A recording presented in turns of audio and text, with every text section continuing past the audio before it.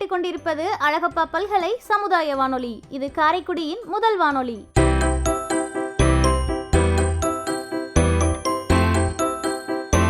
பல்கலைக்கழக அறிவிப்பு.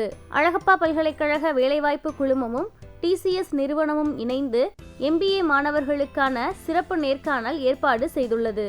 இந்த அரிய வாய்ப்பினை பயன்படுத்தி கொள்ளுமாறு அழகப்பா பல்கலைக்கழக பதிவாளர் பேராசிரியர் C. சேகரையா கேட்டுள்ளார். MBA 2ஆம் ஆண்டு மாணவர்களும் 2020-2021 ஆண்டுகளில் முடித்த MBA மாணவர்களும் இந்நேர்காணலில் கலந்து கொண்டு பயனடையுமாறு வேலைவாய்ப்பு குழும ஒருங்கிணைப்பாளர் டாக்டர் A. மொராஜி தெரிவிக்கின்றார்.